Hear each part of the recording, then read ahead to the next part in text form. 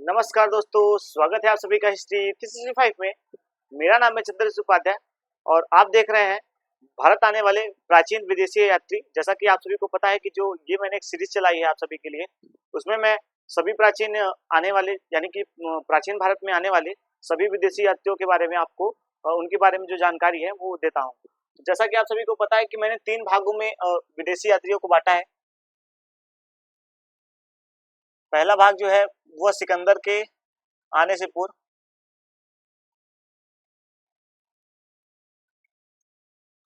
सिकंदर के भारत आने से पूर्व,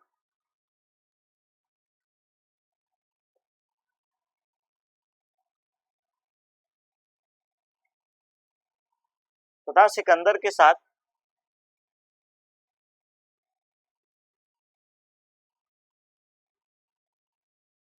भारत आने वाले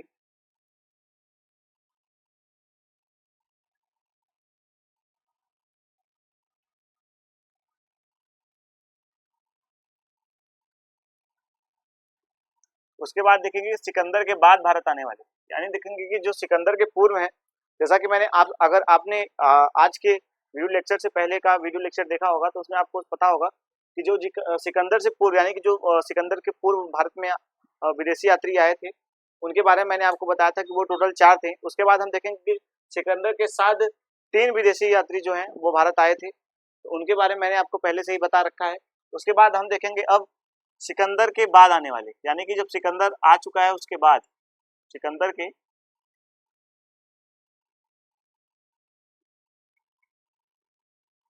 बाद के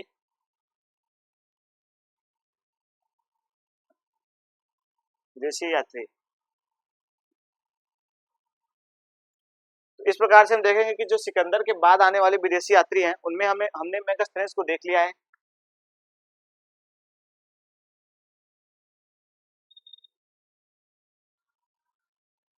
मेगास्थनीज को देख लिया है। उसके बाद अब आज की जो हमारी यानी कि आज का जो हमारा क्लास है, अब इनके बाद के आने वाले यानी विदेशी यात्री हैं स्ट्रैबो, उनके ऊपर होगा।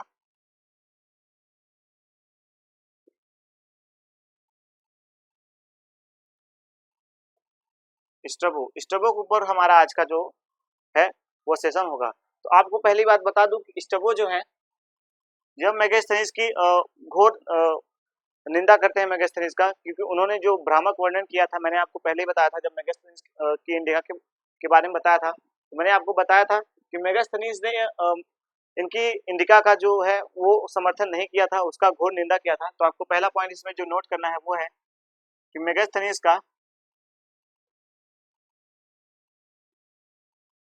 नीच का स्ट्रैबो घोर निंदा करता है, घोर निंदा करता है। उसके बाद का जो पॉइंट है आपको उसको नोट करना है कि आप देखेंगे कि इन्होंने चंद्रगुप्त मौर्य के सेना का जो है वो वर्णन किया है, यानी कि चंद्रगुप्त मौर्य के सेना का भी वर्णन इन्होंने किया है। गुप्त मौर्य के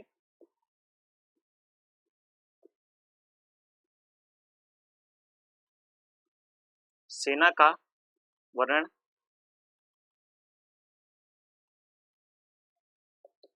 इन्होंने किया है। उसके बाद एक जो पाटलिपुत्र है उसको भी इन्होंने, यानी कि आप देखेंगे कि मेगास्थनीज की जब इंडिका देखेंगे तो मैंने आपको उसमें बताया था कि मेगास्थनीज पाटलिपुत्र को पालीपोथा कहता है, और यहाँ पर ये भी यानी इन्होंने भी ने भी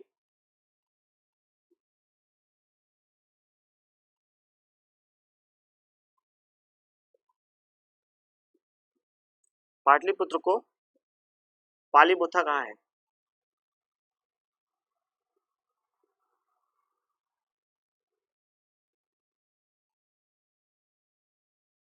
कहा है, ये हुआ इनके बारे में ये सारी बातें। अब मैं आपको बताऊं कि इन्होंने चंद्रगुप्त मौर्य और सेल्यूकस की जो पुत्री छलना है उनके विवाह का जो वर्णन है वह यह भी करते हैं, यानी कि उनके विवाह का वर्णन ये भी करते हैं। तो आपको बता दूं कि चंद्रगुप्त मौर्य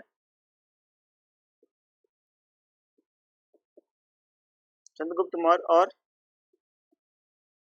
सेल्यूकस निकेटस,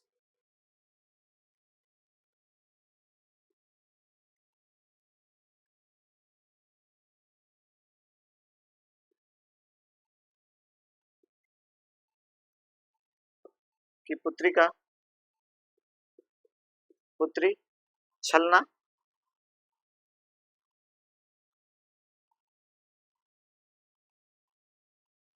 का विवाह का वर्णन करता है। का अंतरराष्ट्रीय विवाह, सॉरी माफ कीजिएगा, अंतर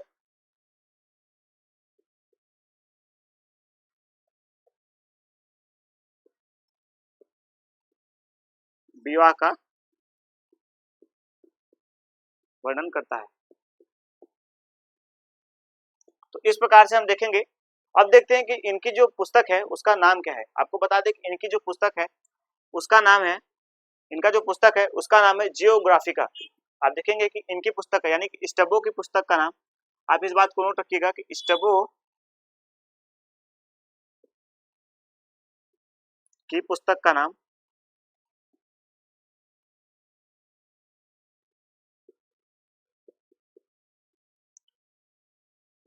जियोग्राफिका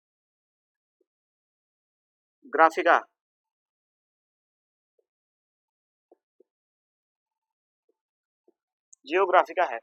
तो इस प्रकार से आप देखेंगे कि जो स्ट्रैबो के बारे में जो हमें जानकारी देखने को मिलती है, यह मेगास्थनीज की घोर निंदा करते हैं कि इन्होंने इनके बारे में जो वर्णन किया है वह सही वर्णन नहीं किया है। तो इसके बारे में ये इनकी घोर निंदा जो है वह करते हैं। उसके बाद मेगास्थनीज की इंडिका के बारे में भी यह वर्णन करते हैं कि वह उनकी जो लेख है वह सही नहीं है।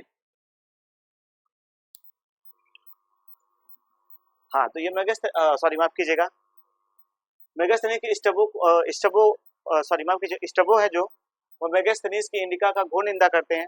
उसके बाद चंद्रगुप्त मौर्य की सेना का भी वर्णन ये करते हैं।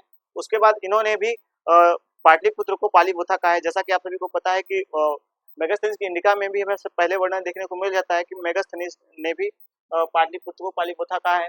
उसके बाद इन्होंने सेल्यूकस निकेटस की पुत्री और चंद्रगुप्त मौर्य के बीच का जो वैवाहिक संबंध हुआ है उसको अंतरराष्ट्रीय वैवाहिक संबंध उसका भी वर्णन हमें देखने को मिलता है।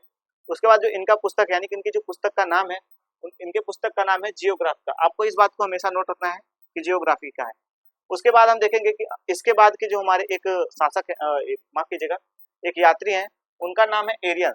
तो आप इस चीज को नोट कर लें। उसके बाद मैं साफ करके उनको आपको समझाने का प्रयास करता हूं। तो आप इस चीज को नोट कर लें।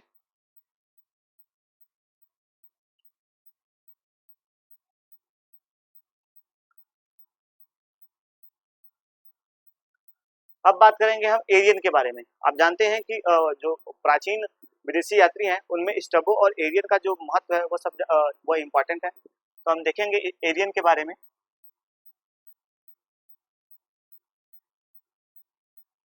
एरियन के बारे में आपको बता दें कि यह मेगास्थनीज के समर्थक हैं। इन्होंने मेगास्थनीज का समर्थन किया है। उन्होंने जो कहा है वह सही कहा है। तो आपको एक पहला पॉइंट आपको यह नोट करना है कि यह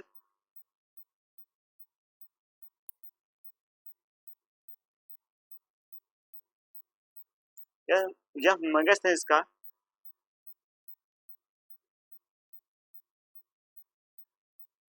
समर्थन करते हैं।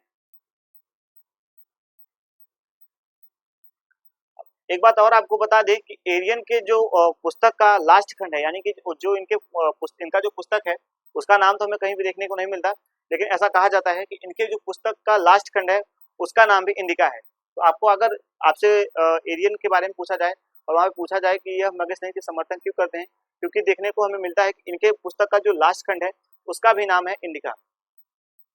यानी कि आपको इस बात को याद रखना है कि इनके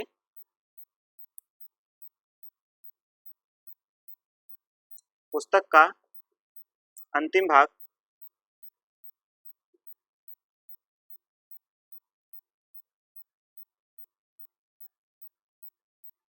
नाम है इंडिका। इनके पुस्तक के अंतिम भाग का नाम है इंडिका। अब आते हैं इनके बारे में। अब मैं इनके बारे में आपको बात एक बता दूं। इन्होंने चंद्रगुप्त मौर्य और सेल्यूकस निकेटर की पुत्री का जो विवाह है उसका भी इन्होंने वर्णन किया है, यानी कि उनके सेना का भी यह वर्णन करते हैं। चंद्रगुप्त मौर्य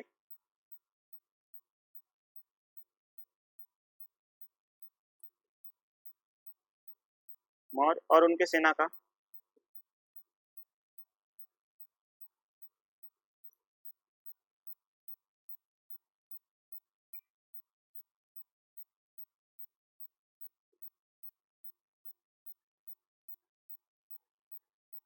करते हैं। और इनके बारे में एक इम्पॉर्टेंट बात बता दूं जो कि सबसे ज्यादा हमसे परीक्षाओं में पूछे जाते हैं, इस बात को आप हमेशा नोट रखिए कि इन्होंने ही कहा है, यानी कि एरियन ने ही कहा, एरियन का ही स्टेटमेंट है कि भारतीय लोग कभी दूसरे देश पर यानी दूसरे देशों पर आक्रमण नहीं करते थे। यानी आपको इस बात को रखना है कि भारतीय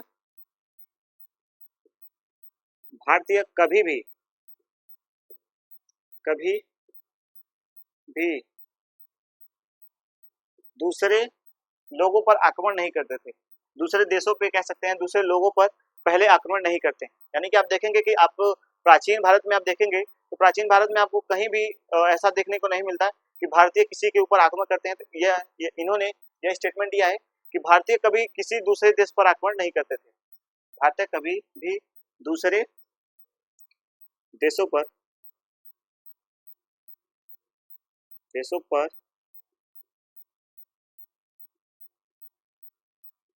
आक्रमण नहीं करते।